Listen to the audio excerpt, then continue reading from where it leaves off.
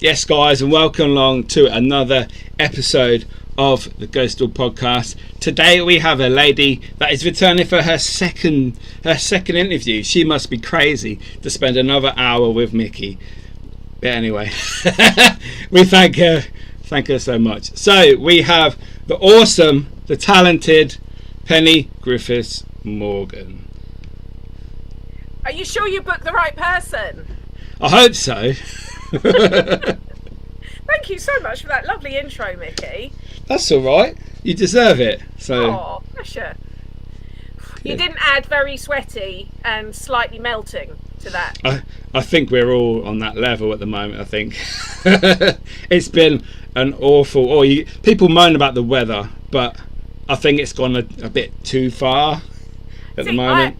I love the heat. I love the sun, but even for me today, this morning, it was too hot to sit out in it. I had to come in, and it's the fact that it's not cooling off in the evenings. That's what's now, normally I don't mind it being mega hot during the day as long as in the evening it tails off a bit. But temperatures are due to drop tomorrow and get back to the more normal for June, I think. So get some respite from it. Yeah, what I heard that it was going to rain tomorrow. Obviously, I'm digging a grave in the morning, so that just makes sense, doesn't it? Well, wouldn't you want it to rain to soften the ground, or would it take too long? No, it should be fine. It's just the fact that everything becomes muddy and dirty and horrible. Yeah, but I'm an ex-rugby player. That's what I lived for. Oh, is it? Muddy and dirty and horrible. If you weren't covered in mud at the end of a game, you hadn't played properly. That is very true. When I used to play football, I used to love playing in the rain because it made it so much better, so much quicker. It's like you enjoyed it more in a weird way. Yeah, no, I get that. If you weren't absolutely caked in mud at the end of a game, and then when you got rid of the mud, you found all the bruises. That was the fun bit, finding the bruises through the mud. It was great. Once you've washed. Oh. That's awesome. I love that. Oh, you've got to be a bit silly, haven't you? You've got to be a bit silly. Definitely. So, for those people that haven't seen the first episode, and for those that don't know who you are, could you just give us a little rundown? I know it's tedious, but of who you are and what you do, that'd be awesome. Absolutely fine. That's absolutely fine. Well, my name, as you probably guessed, is Penny Griffiths Morgan, and I'm a historian, paranormal investigator. What did Mark Wallbank from New Zealand call me recently? A paranormal rock star, a bit of a para-TV celeb, and a smarty pants. That's kind of what he called me. Probably quite a good... Sounds about right. It sounds about right, doesn't it? I'm a frequent flyer when it comes to speaking at paranormal conferences and everything else. I'm an author. I've just released a couple of months ago my 6th book. I've had write articles, Haunted magazine being one of the most common ones. Basically, whatever, if someone wants a talk doing, if someone wants research doing, if someone wants an investigator who's got the history bias, if someone needs someone to do your presentation, that's all my CV, basically. That sounds good. I love it. So, I'm also because I'm still very proud of this, I got the Parameet Personality of the Year this year as well. Whoop whoop. I still can't believe that one. I got a ghostie. That's awesome. Is that what they're called? Is that the official title? That's what I've called. Well, I think they look like a mini Oscar, like a ghost Oscar. Yeah. So ghosties. Yeah. That's what I call it. My ghostie. Yeah. No, that's good. You deserve it, Penny. Thank you. I was up against like Paul Goddard and Barry John and nice. Barry Frankish. So I did not expect to win it, shall we say. I was the only woman in the category. So I still pinch myself that it came home with me. No, and my name's actually on it, so it's not that I nicked it from anyone. It's actually there. Slip it into your bag. Yeah, Barry, you don't want this, do you? Yeah, nice. To rub his name off. Tipex. Yeah. So we have a few people in the building tonight. Haunted Moments. Oh, C&D. Long time no see. Is that the original C&D? Oh my God, I've not heard of you guys for so many years. Yeah. Oh wow! If it is, hi! I haven't seen them in ages. We've done quite a few investigations together, me and those ladies. Awesome. We have Tracy from Australia. Nearly said America. Sorry about that. Tracy's awesome. She shows me lots of cemeteries out there. Lovely. Sends me videos. Awesome place. I need to go and have a look at some of them. Portal to the Paranormal. Hi guys. Hi Hope you're guys. well. See you in September. Both all round gems. Yep, it's them. It is them. Back. Hey. Where have you been? Yeah, exactly. Where have you been? Yeah, what's been happening? Get you on the show. Yeah, definitely. Reintroduced to the world. Yeah, are you guys back investigating? Let us know in the comments. Definitely. So, Penny, you mentioned a couple of months ago you had a new book out. This book, Becoming Peggy. Yeah. That's not your name though, is it? No. So, was that a mistake? Yeah. No, and it's also not about the doll either. I don't know why. Well, I do know why, because part of the reason Paul Stevenson did the foreword, he and Andy from Haunted Magazine decided to start calling me Peggy as a nickname because my initials being PG. Oh, I see. Yeah. And I had two choices. I either embrace it or I fight against it. And there's probably not much point fighting against.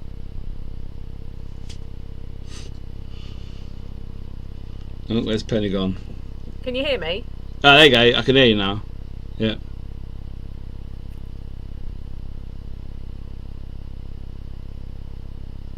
You've gone a bit grainy. Get people off the internet, please. Hi, can you hear me? Yeah. Oh, yeah. I don't know what's going on. It all went a bit funny just then. Anyway, rather than fight against them, I thought I'd embrace it. And so Peggy is to me like Sasha Fierce is to Beyonce. It's her stage name. Peggy is my stage name now. And when I was trying to think what to call that book, because it's kind of quasi-autobiographical, I was really sort of struggling on what to call the book. And it just I came up with Becoming Peggy. And Andy and Paul were like, that's brilliant, that's really funny. So that's why it's called Becoming Peggy. So becoming the paranormal me. So it's not a typo. But when I was in the States, because I did Penhurst Paracon in May, the amount of people that were calling me Peggy because they thought that was my name, because it's obviously so close to Penny, and I had to keep saying, actually no, it's Penny. But yeah, that's why it's called Becoming Peggy, because it's kind of the paranormal me. Never been called it before in my life. It was, I'm sure it's Paul Stevenson, but you know, if you ever see them, do remind them that they did put it in as my name once in a magazine article, and it went to print, and they were so apologetic that they put me as Peggy Griffiths Morgan. And I was like, it's but yeah, that's why it's called Becoming Peggy. So it's kind of my story and some of my experiences. There's still history in there, there's still weird paranormal stuff, but it also sort of follows how I've got to where I've got to now, and some of the stuff that I've gone through to get to there. Yeah, we'll come back to that in a minute if you don't mind. So C&D disappeared, but because of so much ag from various quarters, that's nothing new in the paranormal field, really. Unfortunately. Never stopped investigating, just doing it privately. That's fair play. Nice. Well, it's great to see you guys. Yeah. Tracy, thank you. So happy to get a live 4 a.m. here. Oh wow, thank you so much. Fair play to you. You have a wonderful guest. Yeah, Penny's awesome. Or Peggy, I should call her. She's gonna slap me next time she sees me. Yeah.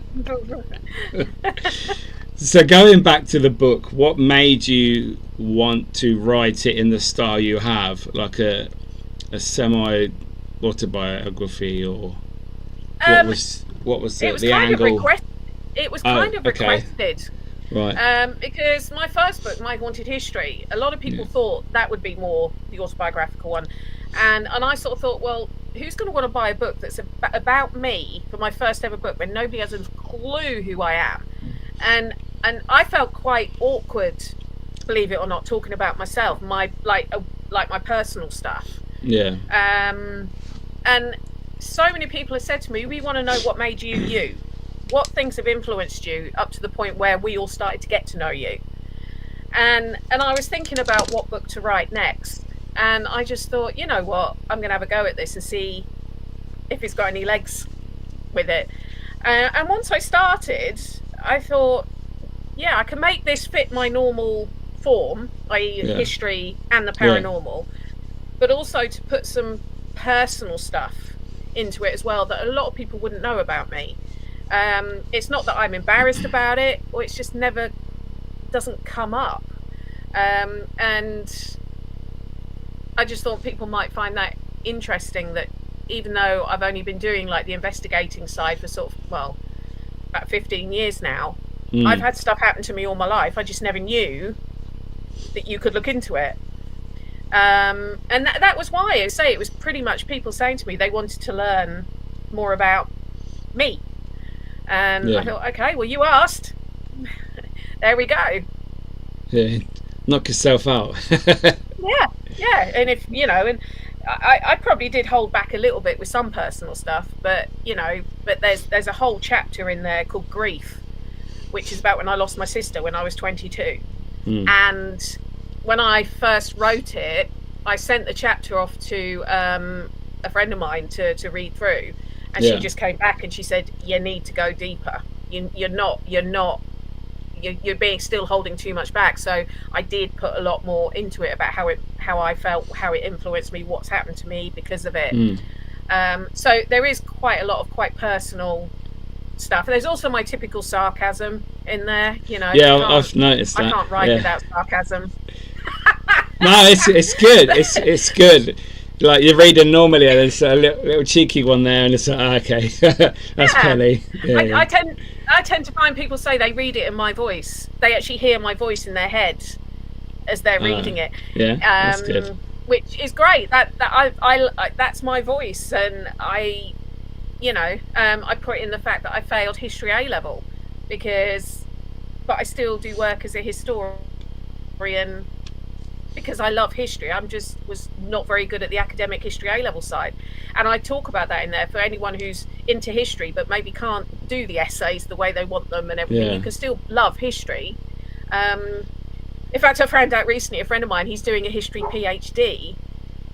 He failed his history A level, and he's doing a PhD. Oh wow! Weren't you advised not to do history by your teachers? Whenever Penny's back. Penny! There you go, you're back. Hello. I think the cables are overheating tonight. Yeah. So, I don't know if you heard that question. No? No, I didn't, sorry. Okay. I just said, I think from reading the book, weren't you advised not to do history? Is that... yes, correct. Yeah, my history GCSE teacher, who is pretty much the reason I love history. He was amazing. He was brilliant. He actually said to my mum, Penny will hate history A level. She'll love doing a degree because that will be more her, but the A level she will hate. And he was correct, and I failed it. Hated it. But you know, he's one who I'm pretty sure he's looking down on me now and killing himself laughing that I go out as a historian but then again, I did love history. When I think my problem with the A level, it was very this is how you have to write it, this is there's no deviation. And when I'd ask them for help in like what format do you want it in, I just got told to read more newspapers to learn how to use big words, which is I always find ironic, because one of the criticisms some of my friends have is I use too big of words. And it's just like I can't win. But I was my history teacher, who I got on with very well, sort of said, no, she'll hate it. She'll absolutely hate it. And he was right. But I think he's one that would be quite proud of what I'm doing now, if he could see it. Too right. See, when I was at school, I hated history. boring. All I ever learnt about was Tudor, Henry VIII, all that stuff. And then I decided to do geography. But then, obviously, since doing what I do now with the paranormal side, the history is one of the bonuses for me when I go to these locations, the castles, the old manor houses, the abandoned buildings, what was there originally. The history is like, wow, that is such an important part for myself when I'm going to these places. That obviously is obviously a bonus for you as well with doing what you do and investigating. Oh yeah, I mean, the fact that I get dumped in these locations that normally you either don't get to see, or if you're going, you've got to have all the public with you, and I can just sit in a room that's 500 years old and think. I mean, it doesn't get, it really, for me, it doesn't get much better than that. And I think, I mean, I never did, I was always going to do history at GCSE. It was never going to be geography. And my teacher, Phil Hancock, I think the reason I enjoyed working with him is he never treated me like a child. So if he said this is what was meant by this, for example, and I turned around and said, well, why? Because etc., he would quite happily get into a conversation with me about it. Whereas when I did A-level, if I contested what they were saying, it was like, we're the teacher, you're the student, take it on board.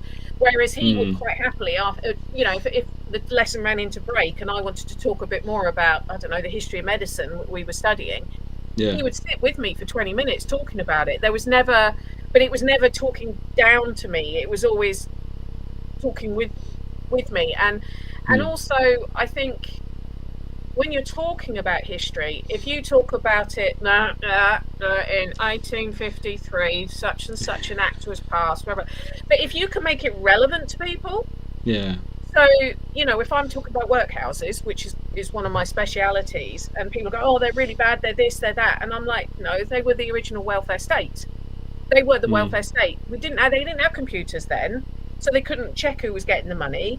And when you put it into sort of context for people, they can still say, no, I think they were really bad places, but they're not necessarily reading it in the way that they're seeing it in a different way. And it's like with sorry, it's a ghost. It's a ghost, yeah, or an 11-year-old who shouldn't be coming on camera. No, Tom, no, sorry. The devil. Oh, I love it. Sorry. That's okay. He's got autism, so he doesn't always understand when he should or shouldn't be. So I'm just trying to stop him doing that again. What was I going to say? Yeah, so it gives you a different perspective on things. I mean, it's like when people talk about like horror films. And I'll turn around to them and I say, I guarantee you can give me the scariest like horror slasher type film, and I can find you an event in history which is worse. And they'll be like, nah, don't be daft. Okay, let's think. Vlad the Impaler shoving spikes up people's backsides. Okay. Let them slowly drop. And let them slowly drop. Oh, Spanish Inquisition methods of torture, not just something used in 50 Shades of Grey. You know, and once you start, you know, some of the serial killers they've been in and it's kind of, people don't see that as history. They see that as like interesting. And once you sort of can explain to someone that everything has a history, some of it is dull. Well, probably dull to the mainstream. Some of it, I go into so much minutiae now with things that I'm like, oh, when I find that one line in an act that helps me out. But I think it depends on how you talk about it. And whenever I do a talk, and this hasn't actually happened that anyone's fallen asleep in one yet, which I guess is a good sign over sort of the last 15 years. But if somebody comes out saying, do you know what, I used to think history was boring. It's not, is it? That to me is the biggest compliment. Or someone reading one of my books and saying, you know that bit you wrote about R.A.F. Tibenham? I've actually gone up and read up on it. That to me is what I want to happen, is for people to, if they're interested in something, to learn how to find out more. I think it's, like you said, it's the way it's presented to you. If you've got a monotone teacher that's boring as anything, the subject will then become boring as well. But if they're enthusiastic, you can see their passion, you get sort of sucked into that. Yeah. And it helps, and you like the subject then. Yeah. I mean, people laugh when I'm doing one of my talks, so I don't stand still. I'm like sort of bouncing around, and there is a reason for that. It's not just because I'm not overly energetic, and it's not because I've had too much Red Bull. It's because if you change people's viewpoint, they have to keep sort of resetting, and it keeps them awake, for want of a better term. I've been presenting for so many years now in various forms, but it is also because I'm interested, and I want people to laugh as well, because laughing, they'll go, she did crack a joke. It's like the fact you mentioned Henry VIII, and I'm like, I can't stand the man. He's the ultimate historical tosser. I mean, he is, but, and I will say that in my talks, and like when I've done the talks on Bosworth Hall, one of the baronets there, one of the Wollstonecrafts, he's not known as Wollstonecraft, he's known as the arsehole, and everyone knows I call him that. Yeah. But they remember. So you don't forget that bit. Exactly. So I think if you talk about it, you're quite animated, but genuinely animated, and you genuinely enjoy, and you genuinely. What I do get annoyed about with some historians is they like to gatekeep the information. They're like, well, I actually had to do the research to learn this, so I'm not going to tell you. You can find it out for yourself. Whereas if someone asks me a question, I want to give them as much information as possible, because I want them to be as excited about it as I am. So yeah, I do think it is a subject that if it's taught properly, it's interesting. But unfortunately, one of the reasons I've never become a history teacher, which has been suggested to me on more than one occasion, is I want to talk about what I want to talk about. I don't want to talk about what the syllabus tells me to talk about. And I've sat and listened to some of the history classes, and I'm just like, I would be asleep in that, because I remember when we were looking around secondary schools for the eldest, and was chatting to the history teachers there, when they found out suddenly I got loads of attention, because they're like, oh, she's a historian, and they're like, oh, really? They're like all these male history teachers. The husband stood behind me like this, and there's all these good-looking teachers like, oh, really? What subject are you in? And even they said, yeah, it's dull. You try and put you're talking about the Magna Carta, but it is hard to, when you're dictated what you've got to teach people. But I do think, I do think if you've got an energy about you, it makes a talk or a lecture or whatever. Like I say, my friend who's doing the PhD, he's a brilliant lecturer, and that's the feedback he gets from students, what a brilliant teacher he is. And it is partly because the fact he has gone a bit of a different route to getting there. Unorthodox. And he genuinely loves the subject. Because he's a specialist in I think it's World War II aviation, I think, is one of his specialisms.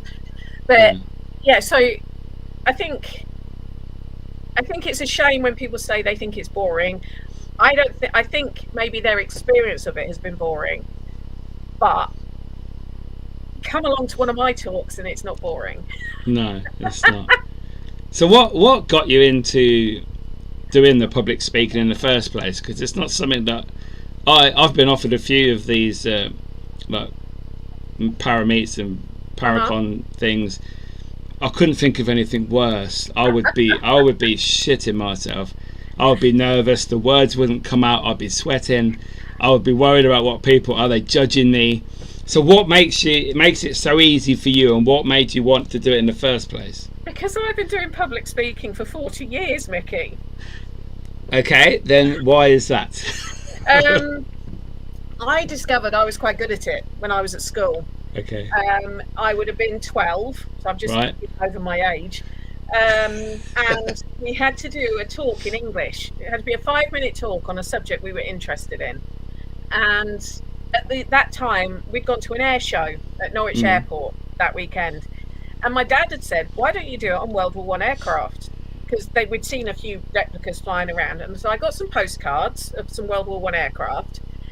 And I put this 5-minute talk together on World War I aircraft. And even at that age, I was going to put a joke in, because one of the makes of World War One aircraft was a Fokker, Fokker. Yeah. Right? Now, can you imagine loads of 12 and 13-year-olds when this little nerdy girl stands up with a postcard and said, "And this is a Fokker." That was deliberate. And the thing was, the teacher, English teacher, was the head of the school, and he was very, very straight-laced. And everyone's like, "Oh, she's war," and he went, "No, she didn't. It's the name of the aeroplane." And so I was like, so I learned innuendo works. Then, so if anyone had to stand up in front of a class, it was always nominated to be me, because I'm not actually as confident as people think, but Peggy comes out. That's the only way I can put it. And as long as I know what I've got to talk about, I always make sure I know how I'm going to open a talk, how I'm going to close it, what happens in between. Never always sure. It's anyone's guess. And then so I'd always do them. And then when I did my English O level GCSE, you had to do an English oral. And again, everyone's doing all these boring subjects. I did it on women in the rock business, and how they're treated and stuff. And I got I think I got the highest marks in East Anglia for my English oral, because of how so I've got a talent for it. And so it just carried on. And then when I was in my must have been 25, 26, I got a job as a technical trainer in the insurance industry. And so I was standing up in front of anything from 5 people to 500 doing talks.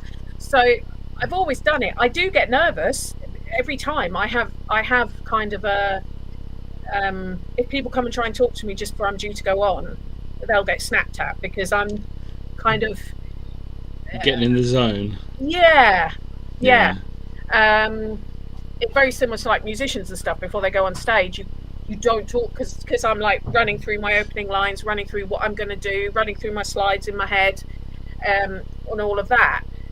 And I do get nervous, but I've always said the minute I stop getting those butterflies is when I stop doing it, and I'm still getting them. And that's good. I enjoy it. I mean, I have no problem speaking in front of people. Even sometimes when I've suddenly been, I did quite a few events for Haunted Happenings, and the amount I've got used to them now, they'll get me to an event and they'll go, "Right, Penny's going to talk about the history of the place," and I'll be like, "Is she?" Now Where is she then? Yeah, who? What? So now I do actually make some bullet point notes whenever I do one of their events, because I know damn well they're going to go, "And it's Penny from Haunted Histories." So I've got so used to it, I can normally ad-lib to a point. But I think it's one of those things. It's not for everyone. Not everyone can do it. My husband can't. At our wedding, I was the one that did the talk to everyone, because naturally I'm happier to do that than he is. But it's something I've been doing since I was a kid. I've always had that ability to switch the presenter on, but I'm still constantly learning different things I can do, different ways to tweak it. But yeah, it's one of those things. It's actually more intimidating talking to, say, 10 people. I've heard that. Yeah. No, it is, because you can see the faces. If you can't see the faces, it's a lot less intimidating. But I've done everything. I think the largest sizes. I think the largest audience I ever spoke to, I think, was 800 people in an auditorium for my day job. And the only thing I was worried about was falling off the stage, because I walk about so much and I was mic'd up. And a couple of times because the light was blinding me, I got quite close to the edge of the stage and I was like, "Ooh, whoops!" Yeah, catch me! I'm stage diving. Don't do that. No, not unless I know there's some nice strong people there to catch me. But yeah, it's just something I've always done, and I enjoy it. And it's but everyone has different skills. Everyone has different. And that just happens to be one of my skills, that I can stand up in front of people and talk. That's good. I like that. Yeah, definitely something. Obviously, I can't do that, so for me, that's amazing. But if we can go back to the book, Becoming Peggy, available now, Amazon, blah blah blah. There we go. Yes, thank you. So, like I said to you before we come on the live, I'm only like halfway through the book, but I've made some little bullet points. I just start to talk about. I believe you were talking to. No, I don't know. Can't remember where this bit was. You were talking to. Was it American servicemen? Yeah, frequently. Yeah, and. Sorry. That's really bad, doesn't it? I'll explain that in a minute. Men and women. Yeah. And there was a story about a wonky picture. Was it? I believe above. It was above. I know the story you're talking about. Okay. A cellar entrance. Was it a cellar? Yes, I know what you're talking about. Yes. So. Phew. We'll take everyone back in time. So I grew up in a village called Ketteringham. I grew up in a village called Ketteringham in Norfolk. East Anglia during World War II was known as Little America because it was absolutely full of American air bases.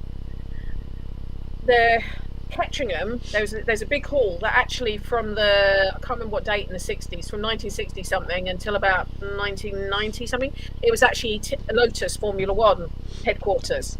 Okay. So most people have heard of Lotus Formula One. And in fact, Lotus cars, the sports cars, was just up the road at what was RAF Hethel.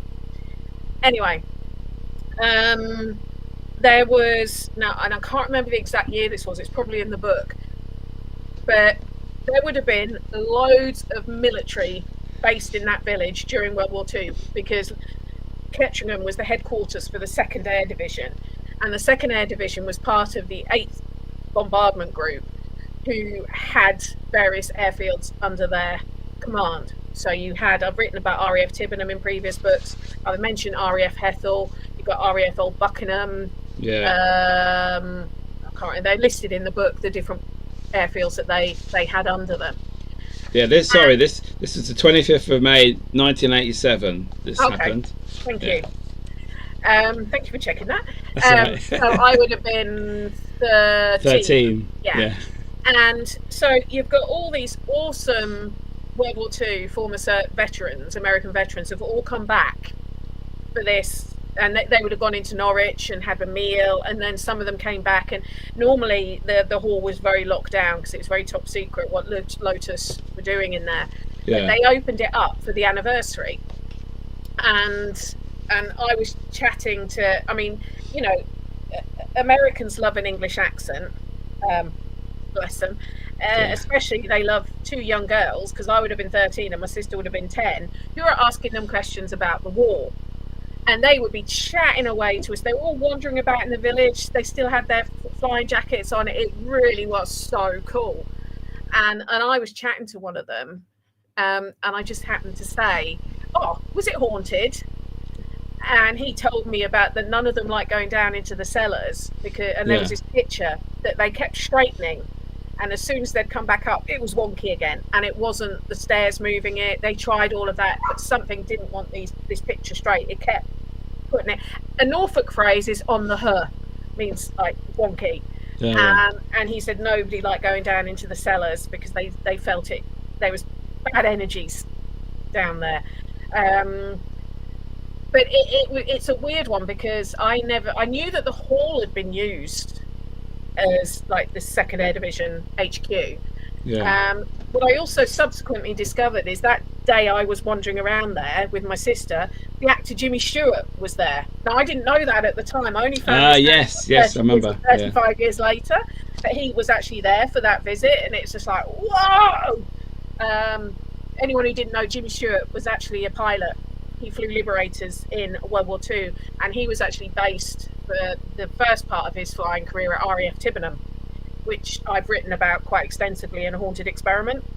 And then he got moved to RAF Old Buckingham, and then he went to Ketteringham. He was one of the sort of bigwigs at Ketteringham Hall. So I was a bit like, oh damn it, if I'd known that then. But then again, I wouldn't have known who he was at 13. So no. It's one of those things. But I did find out that the woods that are around it, whenever I used to walk in them with my dog as a kid, I used to ride my horse in them, I always felt I was being watched. Yeah. And I always thought it was because of security from Lotus, because they were very, very hot on security, you can imagine. It was only relatively recently, so probably about 8-9 years ago, that my dad was like, well, you know, the woods was full of like Nissan huts and people and everything else. And I was like, that makes sense.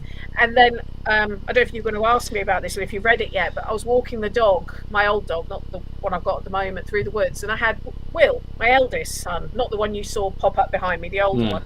He was training to be an investigator, and he was with me. He was about 7 or 8, and walking along, he's in front of me, and I could feel someone breathing on the back of my neck. You know what I mean by that? You can feel the breath on the, and I thought, oh, there's someone behind me, but I knew there was no one there because peripheral vision I could see, but I could feel breath on my neck. And we'd been running and playing with an ovilus, and this name had kept coming through, and the month of June had kept coming through. And I didn't want to worry Will, because he was like, Mum, who's following you? Who's following you? There's someone there. And I was like, no, there isn't. Don't worry about it. We're fine. You're imagining it. And it's only recently, he said, you know, time in the woods, I thought someone was following you. I said, someone was following me. Well, I could feel them breathe. I bloody knew it. You lied to me. I said, well, you would have freaked out if I told you, yes, I think there's a ghost behind me. But it's fascinating because none of it is there anymore. Nearly everything. I mean, I found one of the access roads through the woods one time when I was exploring, and that's when my dad sort of said, you know, there was loads of buildings there, because I was all excited about finding this road. So it's, but yeah, that would have been chatting to the serviceman. I wish I knew I could go back sort of 40 years and talk to them again and really sort of find information, access loads of things I'd want to know now. Oh yeah, that'd be amazing, wouldn't it? But I just remember this day, there was just so many of them all wandering about the village, pointing out where things had been when they were there in the 40s, and sort of seeing like all the liberators and fortresses coming over, and it really was an experience. But it was back in the day when you could just wander about as a kid and you were safe. It was fine, yeah, and sort of getting to chat to all these sort of older gentlemen who must have been in their 60s back then, and then, I mean, the one telling me about the cellar, and nobody liked going down into the cellar to get stuff because they were always spooked down there, and they said this blasted picture that you could never keep, it was always turned whenever they went past it. But knowing the history of the hall doesn't surprise me. No, that's awesome. So yeah, obviously earlier on you mentioned the passing of your sister. Yeah, obviously it's a sensitive subject. I'd like to talk about a couple of things that were happening in the house at the time, if you don't mind. Obviously they're in your book, so it should be okay. Yeah, no, it's fine. You mentioned that there was, somebody was, correct me if I'm wrong, somebody was in the chair in the corner. Somebody was playing. Was it you playing? Are you talking about when the cat was? When the cat. Yeah. Yeah. So my living room had a 3-seater sofa and an armchair. Yeah. And whenever my sister used to come and visit, she would always sit in the armchair and I'd be on the sofa. She'd always sit on the armchair. And this would have been shortly after she died. My then boyfriend and I sat on the sofa watching the television, and we saw the cat go up to the armchair.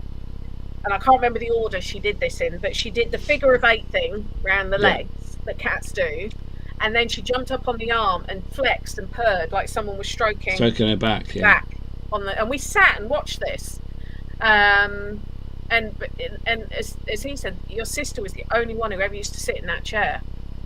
And it was like the cat knew, or she was sitting there. I don't know, but it was very weird to watch, because it was genuinely like, I've never seen a cat do a figure of 8 when there's been no legs there. No, because it has to go in between. It touches as it slides around. Exactly, and that's exactly what she was doing. It's though someone was sat there in the chair and she was making a fuss at them.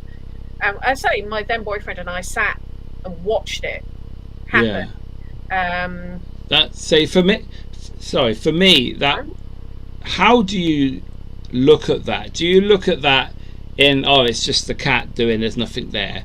Or see, if I was watching that and I knew, like you knew about your sister playing with a cat, only your sister sits there, for me that'd be like, oh my god, she's there, she is there now. Oh, it was for me anyway. Exactly, that's exactly how I felt. He freaked out. He freaked out about it. He couldn't cope with it. But I was just like, I almost was like, hi Sue. You know, it was kind of. It so many weird things happened to me. The sort of 6 months, 12 months after she passed away. Yeah. That I'm pretty sure she was coming back to check on us, like just to make sure. You're okay. I mean, there was the instance, I think it was 2 days, 48 hours after she died, possibly not even that. And my 2 cats, I was lying on the sofa. I think I was basically either asleep or crying for about 24 hours, as you can imagine. Yeah. And I'm lying on the sofa and I felt someone stroking my head. I just cried myself to sleep. I felt someone stroking my head. And I looked up to think it was one of the cats had sort of jumped on me or something. The cats are both sat on the sort of high back of the sofa just watching me. But somebody had stroked my head. There was another instance where, because I went back to work quite quickly, because I wanted to be around people, but I didn't want to be, and they put me in a side room so I could just do my own thing, but I was with people. And I remember the boyfriend phoning me up saying, "Get home now, your bloody sister's here." What are you on about? And he'd gone to sleep, and he was lying on the bed and he felt someone hugging him, and he looked over and there was an indentation of a body behind him. Now, anyone worrying that my sister was not having an affair with my then boyfriend, she knew he was upset because he was quite close to her. But yeah, and he was like, "Your bloody sister's been here," and you know, things like that. It never scared me because I didn't find it. It was more coming from love. Yeah, reassuring. Yeah. That she was still. And gradually the visits sort of got less and less and less over the years. And she does still come back every so often. I can smell her. I can smell her perfume sometimes. But, and she's visited both my kids when they were little. So, but yeah, that was a, the cat thing sitting there. You know, if I wish we'd had cameras in those, you know, we're talking 90, when were we talking? 96? Let me think, 22, 95, 96. Yeah. Obviously, you didn't have camera phones. You know, if you had a big chunky video camera, so I couldn't even video it to prove it. But I just remember sitting there thinking, that's odd. But nobody else used to sit in that chair. She was the only one that would sit in the chair. And it was an it sort of, it was one of those. I found it reassuring rather than frightening. But I've thought about it over and over, but I've never seen a cat do that unless there was something for it to be weaving around. Yeah, because it wouldn't know where to turn. Exactly. Yeah. So it was interesting experiences. No, I like that. I would definitely take comfort from that. Oh, I did. I do. Yeah. Yeah, definitely. That's what I would like it to be like if, like, when we pass over, you know, family come back to visit, make sure we're okay. In times of need, they come back because they know, you know, you need that little bit of help, reassurance, or whatever. Yeah, which I think she does. She does. She sort of say every so often. I say I can smell her, I can feel her. But it's not. It doesn't. It's never upset me when it's happened because it was a long time ago. She passed away. Yeah. But I try and use my experiences if someone else is going through it, because nothing phases me in that sort of thing. If someone wants to talk about their loss, their grief, I'm always happy to listen, because I think some people, you know, it's like when someone says, "Oh, I'm still crying and it's been 6 months," and it's like, there is no time limit. No, there is no time limit. I promise you will stop crying as much, but I can't tell you when. I still cry now. Some things will trigger me now. Nearly 30 years on, I'll start. When I had my youngest, I had cried about it because I was like, I wish she was here to meet her nephews. And that's normal. I think we were very close. If I didn't get upset, it wouldn't be right. It wouldn't be normal, would it? No, you'd think there's something wrong with me. Exactly. But yeah, so that was an interesting thing to watch happen. Yeah. And pretty cool, to be fair. I'd love to have seen that myself. Yeah. I mean, of all the experience, that was some very cool stuff. I think the weirdest thing, there's two things I stick in my mind that I mentioned both of them in the book that were weird. There was what happened with my car key at my history teacher's funeral. I don't know if you've got to that bit. I don't think so. No. So my history teacher died in his 40s, and obviously I was very upset because I still used to see him outside of school. Because he lived quite close to my parents, so if I ever went to visit my parents, I'd normally see him, and he'd always stop and wave, "How are you? What are you doing?" and all this. He dropped down dead of a heart attack, I think it was, on a rugby field. I went to his memorial service because it was a private funeral for the family, but they had a big memorial service. I would have been 21, I think. I drove there because I lived on the other side of Norwich by this point, and I had, how thick a car key is, how thick a car key is. I had it in the top of my handbag. It was a hot day. Oh yes, I have read this bit. Yes. Yes. I had it in the top of my handbag. Yeah. My handbag was by my feet in the church the entire time. I'd driven the car there, so the key was fine at that point. There was no pipe work or anything. It was a summer day, so even if there had been, the pipes wouldn't have been on. There was no one kneeling on my bag. It was in my sight the entire time. When I took my key, and it was in the top of my bag, when I took my key out to drive home, the key had been twisted 180 degrees and bent. It's weird. Thing was, back in those days, didn't have mobile phones, so I had to walk to the nearest phone box. The only person at my parents' house, which was just up the road from the church, was my little sister. Unfortunately, could drive at this point. We didn't have a spare door car key because the boyfriend had managed to break it. I don't know how. He'd used it to try and jimmy something out and snapped it. So I only had one car key.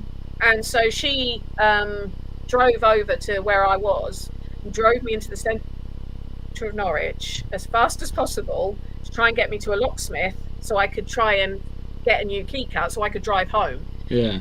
The actual locksmith was like, "How did you do this? I can't even straighten it using my tools." Like, the thing, they clamp it on, don't they?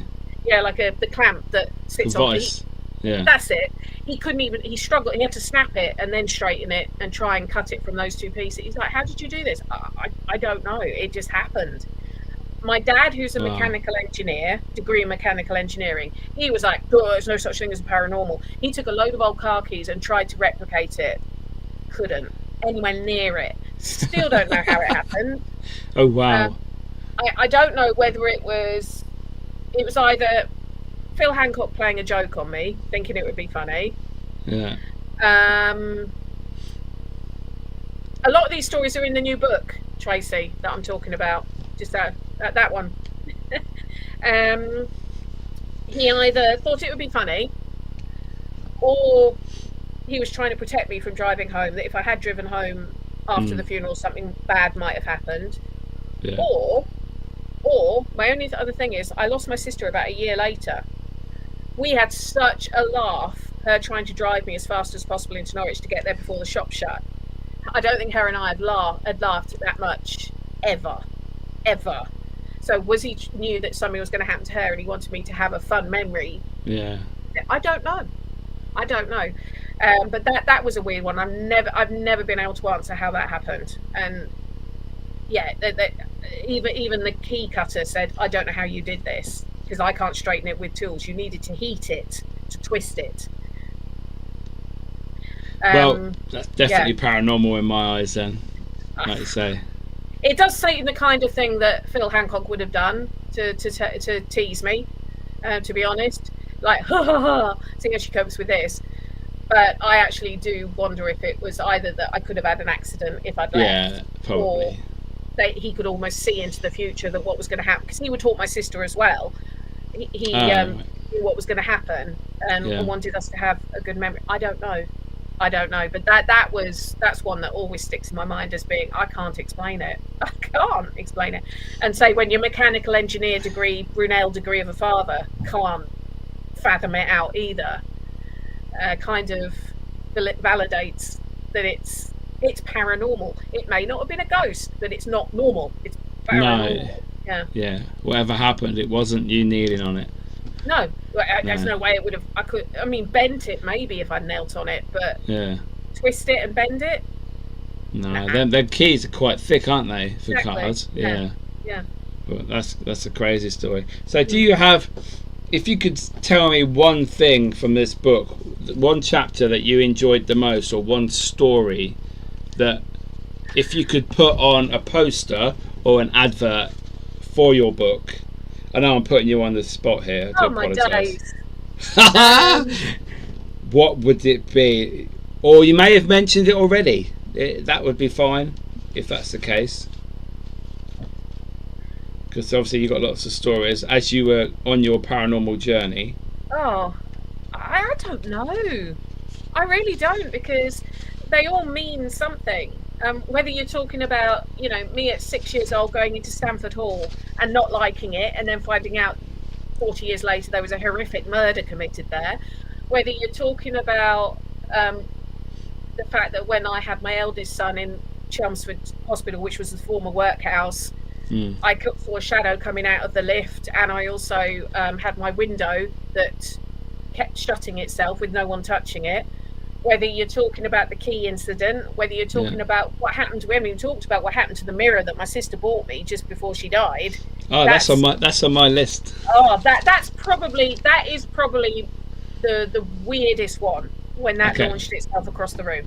Yeah. So yeah, I don't know, mirror being a gateway to the soul. I don't know, something like that. I mean, we haven't mentioned, I don't think you'll have got to this one, my French holiday, with the weird stuff that happened to me in that gîte. No, not yet. I'm excited to read the rest of this book now. It's action a minute, I'll tell you. It's action a minute. It sounds it. There is 50 years worth of stuff in there, but I managed to condense it down into 35,000 words. But yeah, the mirror. That was. So what happened with the mirror? Okay, so my sister had a tendency to be more like a man, shall we say, at Christmas, buying all her Christmas presents like 3 days before Christmas. That's not what she would do. Yeah. But for some reason, the year she died on the 6th of December, she'd bought my Christmas present early, and it was a mirror that I'd wanted, which obviously, is quite a weird sort of, has meanings to it and everything else, doesn't it? Yeah. This was the last ever present she gave me. Obviously, I opened it at Christmas after she'd died, and I treasured it. Yeah. I treasured it, as you can imagine. I'd moved when I'd broken up with the boyfriend who I'd been with when she passed away. I lived in a house in the centre of Norwich for about 6 months. It was one of those like 19th century, quite solid terrace, Victorian terraces. Yeah. I was off work for the day. I was ill, and so you had like the front room, a middle room, and then a kitchen. The mirror was up on the wall in the middle room on an internal wall.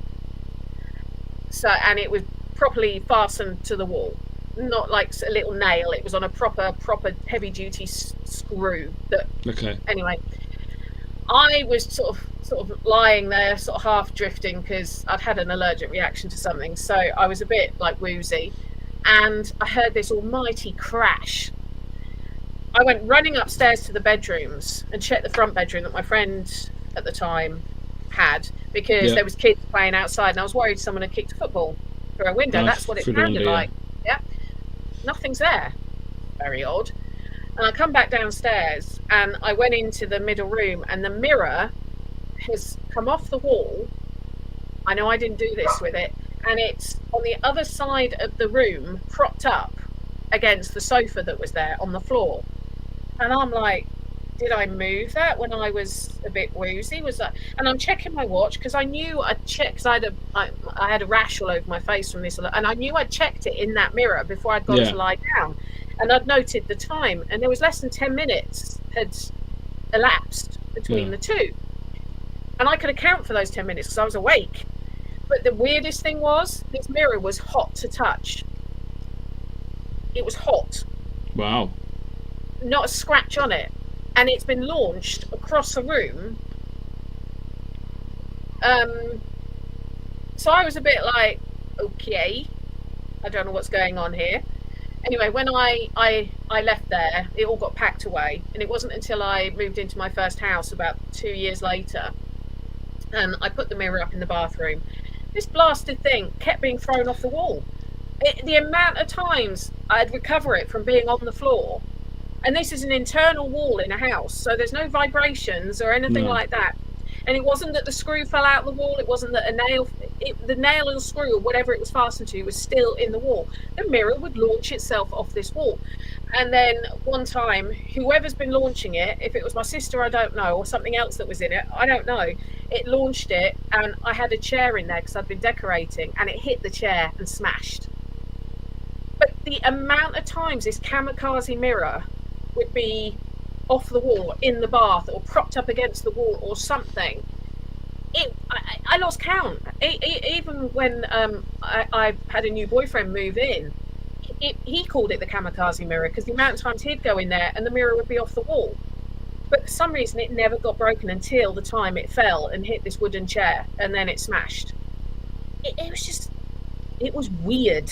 Maybe it was your sister saying, "Don't forget me." I don't know. Probably. Hello. I don't know. I did when it smashed. I was like, I do remember saying to you, "You've done it now, haven't you? You've broken it." But this mirror it was weird. But it was the fact that I did actually get quite upset when it got broken, because it was one of the last things I had of her that was material. This mirror it used to launch itself off walls. That's crazy. But yeah, it got nicknamed the kamikaze mirror because of how often it did it. No, that's again, you can attach the story and the affection you had for your sister to that. I would anyway, personally, taking it as a sign from her, which obviously you hold very dear to you, and I would. That's the way I would look at it.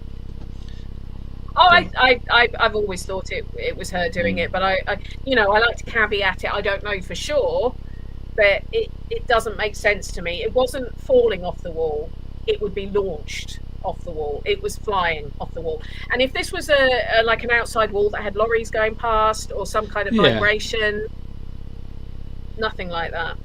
Nothing like that. So yeah, it was. And that time when it first did it, and it was hot to touch. It was like, and I know that again, no heating on. It was summer, so it's not like it had been up against a radiator or a hot pipe or anything. But it was hot. When I remember, I went to pick it up, and I was like, ah! It was hot. Wow. But yeah, it's strange. It's just one of those things that's how I became Peggy. Yeah. One of the many parts. Yeah. So I've got a question for you. Of all the historical cases you've studied, you've learned, you've looked into, is there any that you'd like to have investigated or been at there at the time when these things happened? Sorry. I've only got to pick one. Well, you can have as many as you want, I suppose, but there's a couple then. I would love to see if the Victorian workhouse was as bad as people think it was. Okay. I would love to have experienced it, but from both sides, from a member of staff point of view and an inmate, and see it from both. Because I always argue that for a lot of people without the workhouse, they would have been dead. So, and it's a myth that you could only leave the workhouse in a box. You could elect to leave. So I'd like to see it from all different angles. Yeah. I would love to have been around someone like Guy Gibson when they were putting the Dam Busters raids together. Yes. And a fly on the wall there, and possibly even secreting myself on one of the aeroplanes to go up in the Lancaster. That would be Yeah. Yeah. Wouldn't that be good? Oh, I love it. I love Well, it. you know me, I love aeroplanes and Lancasters. Guy Gibson is like one of my heroes. Lancasters are like one of my favourite aircraft. So to hear their conversations and what they... Together, perfect. Seventh heaven.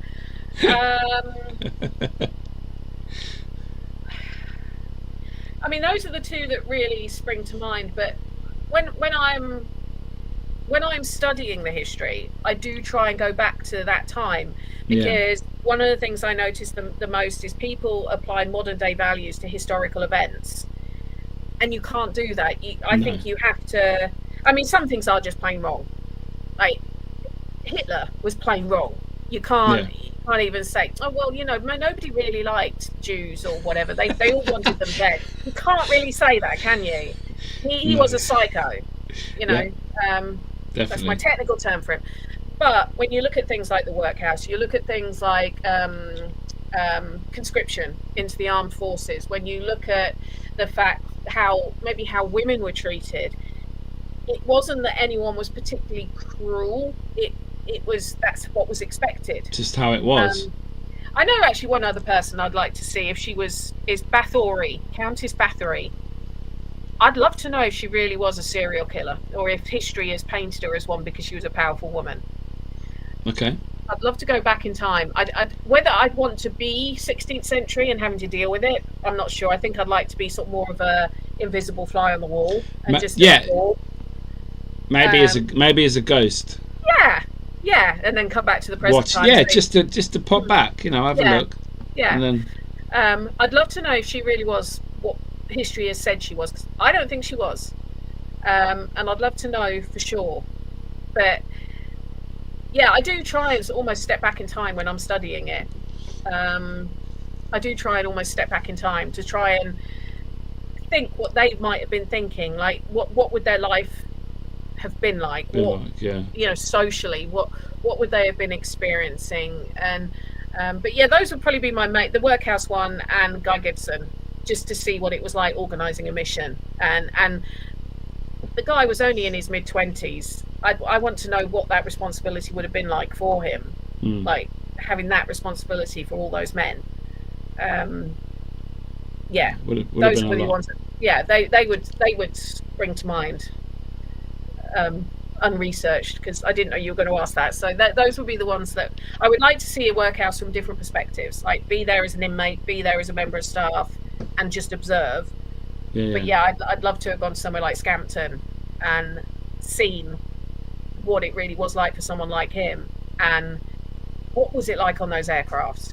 Was it noisy and smelly and everything else? Probably. But was you know, what was it like to fly in one of those? That would be definitely I'd like to.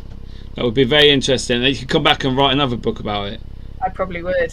Exactly. You'd have so much detail as well. Yeah, I would. And people are like, how does she know that? Yeah. I was there. I was floating. I've invented a time travelling machine. Yeah. Yeah. So earlier on, I wrote one about Guy Gibson. Richard Estep came up with a brilliant title for it. Right. Well, Penny for the Guy. Raise a glass to that. Yeah, he told me I could have that if I ever get round to writing one about Guy Gibson. I'm allowed that one. So yeah, penny for the guy. That's awesome. Yeah, don't forget that. Yeah, I'm sure you'll get round to it. I hope so. There's not actually that much written about Guy Gibson as you'd think. No. So, but I'd want to do it with a paranormal slant, and unfortunately, Scampton don't allow investigations, so it would be quite difficult. Maybe one day. Hopefully. I've asked them every year for about the last 10 years, and I keep getting told no. So I even got James Holland to ask for me, because he's obviously quite big in that area, and they said no to him. So if he can't get us in there, but, you've got no hope. No, not at the moment. I'm sure it'll one day, maybe. Hopefully. So earlier on, you mentioned the Penhurst Paracon that you went to this year. So can you tell us a little bit about that? I think from what I understand, and I may be wrong, from what I saw online, I think you were at the one where all the TV people were at. Is that right? That's correct. Yes. Right. Let's go. Let's open this. I was not one of those TV people. I just want to stress that. The Penhurst Paracon is very different to a lot of the Paracons we have in the UK. Right. I've found a lot of the Paracons we have in the UK, like the ones like people like Neil Packer do, the talks that you're going to be getting are from, not necessarily from TV stars, for want of a better term. The Penhurst Paracon is very similar to what I'd see as like Comic Cons, where you've got all these famous people there and people can go and meet them, get their autograph, whatever, and then so they'll get up and do a bit of a sort of like a Q&A, a panel type talk, and then some of them hang around in the evening so you can investigate with them as well. I was there as a kind of a vendor and a special guest, for want of a better term, because I was. You were the British person. I was the British contingent. I think I was the only British person there. It was, it was surreal. What I will say is the hospitality and kindness of everyone I met was off the charts. That's good. The organisers, Bob Christopher and Gina Bengston, I was lucky enough that Bob invited me, because I'd met him the year before when I was out there with Rachel and Wes Coleman, and he'd invited me back and said, "Oh, come along." And then I was like, "Well, can I have a stall, please? Because I'll bring some of my books and try and like infiltrate like a virus the Americans." Yeah, awesome. And I did actually know a few people who were exhibiting as well from when I'd been there, so I was able to, and I made new friends as well. A big shout out to my friend Wendy. I don't think she's watching, and her other half are. They were in the table next to me, and they looked after me so well when they realised I was on my own. I'd be trying to sort of work out the money, because it's all the same colour. It's really hard, and you're looking for the number on it. And suddenly I'd need a $10 change or something, and all of a sudden I'd get 2 10s put over my shoulder and a 20 taken out of my wallet, because they were watching. They were so wonderful. And then on the other side, had a lovely family on the other side of me as well, and all the staff at the vet. Honestly, I couldn't. But it's huge. It's huge. I think over 2 days they had something in the region of 9,000 people coming in. Wow. It's really hard to picture, and it's huge. Yeah. And so people like queue up to meet the celebs. So Josh Gates was like one of the headline celebs. I didn't get to meet them because I was working on my stall, and I also thought, they've got all these people who paid for tickets to meet these people. I'm not going to. I did butt in on a couple to say hello. I butted in to say hello to Patti Negri because I knew her, and I also butted in to say hello to Katrina Weidman because I knew her as well. But all the others. No. So you had Nick Groff, you had his other half, Tessa, you had the Ghost Brothers there, you had Adam and Amy from Kindred Spirits. They were in the same room as me. Yeah, Ghost Hunters were there, weren't they, as well? Jason Hawes. Yep, they were. Project Fear. Project Fear were there as well. Yeah. There was loads. Kindred Spirits were in the room that I was in one of the buildings, and it sounds like it's easy doing what they have to do, but it looked exhausting. They wrote every 3 or 4 minutes somebody new when I watched them doing it, I watched like Katrina doing it as well. It's making that person feel like they're the most important person ever for those 3 or 4 minutes. Yeah. And they're doing this for 7-8 hours. You can imagine. I was just watching it thinking, that is hard work. It's not as easy as it looks. No. And it was hot as well. It was really hot on the Saturday. I mean, I got to choose where I wanted my table, and I put myself right in front of one of the windows. I could have charged people to come and stand in front of my window. Do you know what I mean? Because it was the only breeze coming into our room. But it was an amazing experience, and Penhurst Asylum, I actually don't find it scary. I find it quite a nice place in a weird way. And on the Friday setting up, I did go walkabout because my vendor pass meant I could all access everywhere. So how many days was it? come for? Well, it's on the Saturday and Sunday is the main Paracon, but people can come in on the Friday night, and they could come in for what they call the RIP dinner. So I can't remember who they got to meet at that. I think it was Ghost Brothers and the Groffs, I think. And then they did an investigation on the Friday night, an investigation on the Saturday night, and then an investigation on the Sunday night.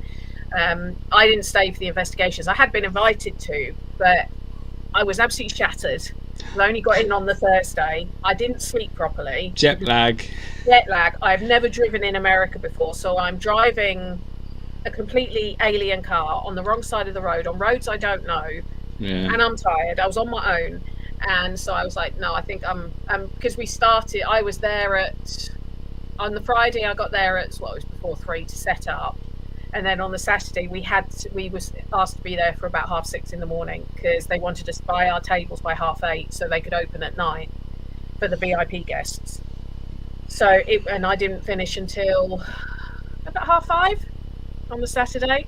So it's a long day, and I just wanted to crash, and not literally. So I didn't get to do any investigations this time round, but so how were you perceived by the Americans? Was there a lot of interest in your books and your expertise from the British side? By some, it was there was more interest in my accent than anything at times. Say something. Yeah, exactly. Can you say this? Can you repeat this for me? Oh, I love your accent. What, me? Oh, me? Oh, I love it. I think it was odd. The first day, I didn't sell many at all, and I was kind of quite worried, because I'm thinking, I brought these books out here, nobody's buying them. What the hell? But then I found out on the second day there's an awful lot of people that come to both days, and what they would tend to do is on the Saturday they'll queue up to meet the celebs. Then on the Sunday we had like over 250 vendors there selling various things. Oh wow! They would come round and do their buying. Yeah. So I sold twice as many on the Sunday as I did on the Saturday. And the Sunday, a lot of people came back, who'd spoken to me on the Saturday, and came back on the Sunday to buy. There was one lovely woman whose name I can't remember, but she'd spoken to me quite a lot on the Saturday, and she said, I'll be back tomorrow.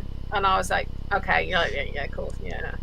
And on the Sunday, she stood there almost as when we opened, and I was like, oh, hi, you come back? And she goes, yeah, I want to buy the book. And I went, oh, it's brilliant. Which one do you want? All 5. Result. Like, really? And she went, yeah. And I was like, do you want them signed? And she went, oh God, can you please? And I remember Wendy saying to me when she went, she was holding them like they were precious. Yeah. And she said, I think somebody Googled you last night. And that happened a few times, that people, the way they treated me the second day was very different. So, because, unless I did have one person recognise me from Help, they were like, I recognise your voice. Have you been on telly? And I said, yeah, I've done a few episodes of Help. My House is Haunted, Colchester, Jake Quicken. And I was like, yeah, that was one of mine, yeah. So I think the thing was, a lot of people didn't realise they were my books. I think they thought I was just selling them for somebody else. Oh, okay. So if I got the opportunity to go back again, I would probably have more banners and things that said author, writer of, so people knew that they were all me. As seen on. Yeah. Blow me trumpet and all that. Yeah, Americans love all that. They'd have been lapping that up. Oh, I got quite good at the sales process. And it was, I'm British. It was so uncomfortable promoting myself to people, but it worked. And but the problem was when I came back, and then 3 days later I did Parameet. I was doing it then. I could feel people going, I'm so sorry I've been in America. I'm so sorry I'll be British again in a week. But honestly, the hospitality out there, the kindness, the friends I've made as a result, the friendships I've reinforced even further as a result. It was an amazing experience, and I do have to thank Bob and Gina for giving me the chance to do it. It's that's awesome. I'm jealous. Yeah. It's something that I think if you can afford to do it, go out there and experience it, because we don't have anything of that size here.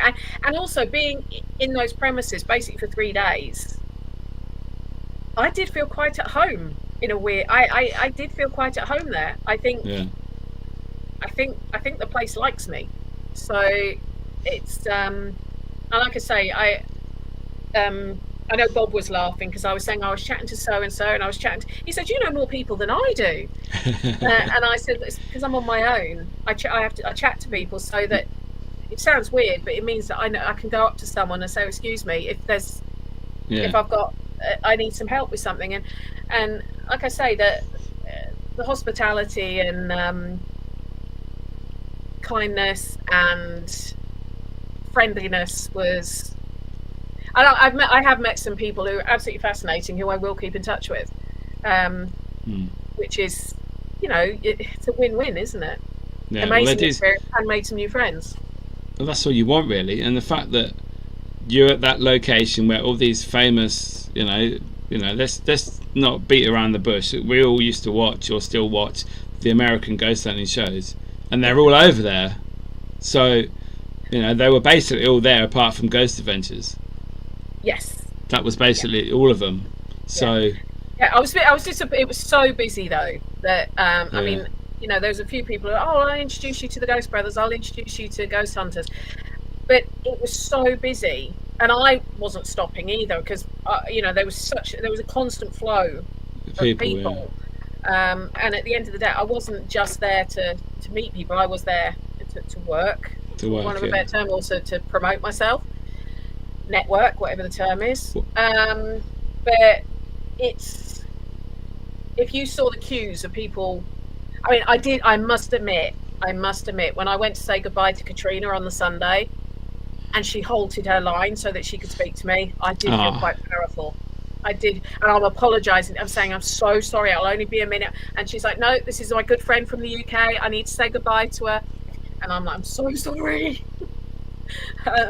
It did feel quite, but it's quite surreal to see the size of the event, and then when you sort of talk to Bob and Gina where the events come from, I think they did it first year they ever did it, they had about 250 people turn up, and this year they had nearly 9,000. I think it is possibly the biggest Paracon in the US, and it must be with the people that were there. It's got to be. Well, Josh doesn't do this kind of thing normally. They were quite amazed they got him, and I heard nothing but positive things about him. Everyone was saying how lovely, how genuine he was. He wasn't pushing people through the line.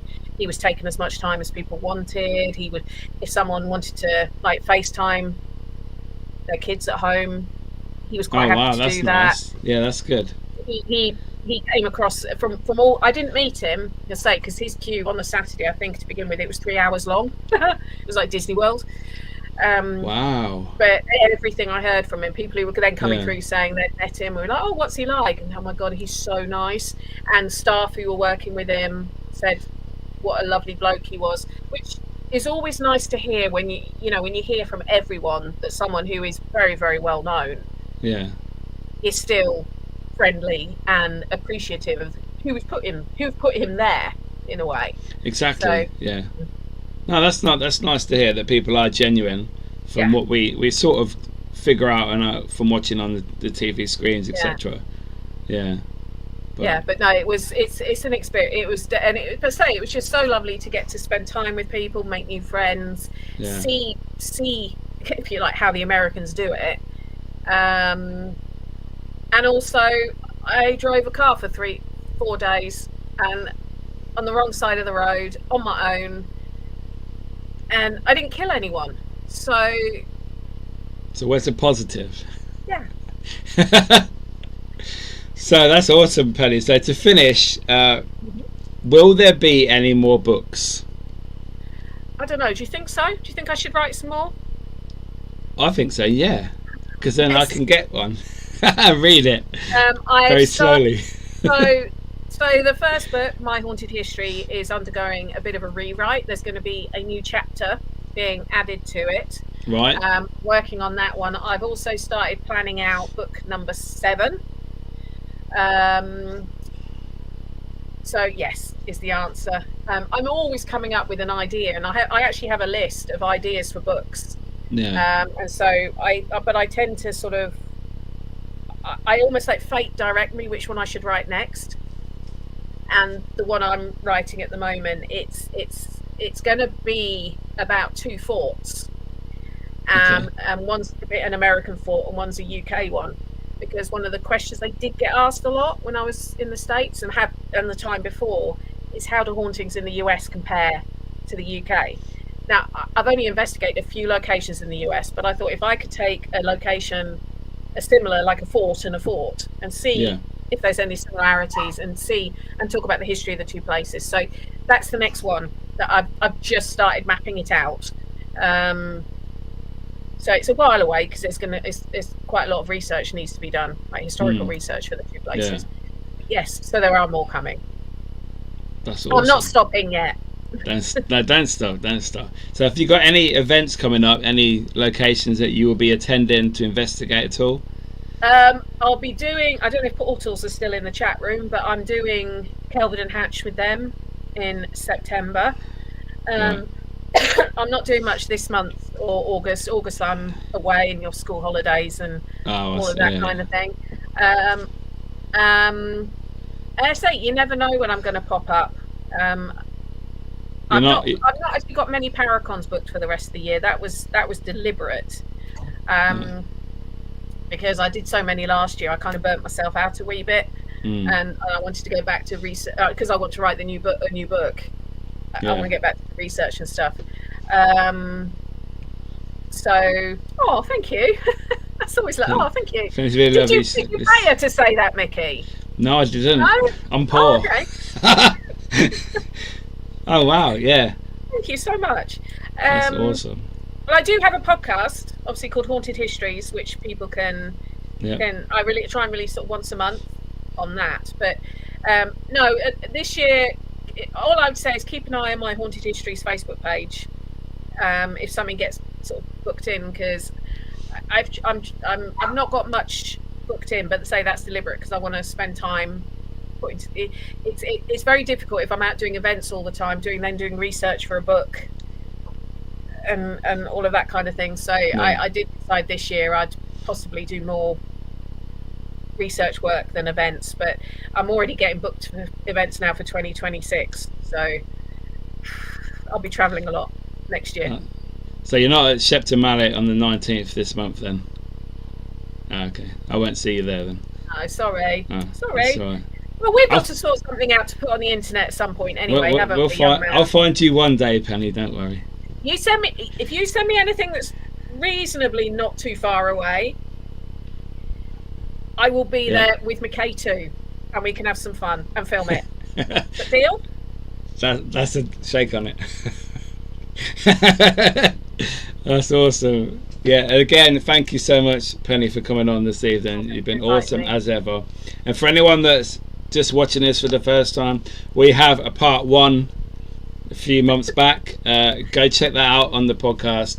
That is available. Lots of more detailed, different stories from tonight. Tinkerbell is there. I was going to talk about that, but I thought, no, we've done that.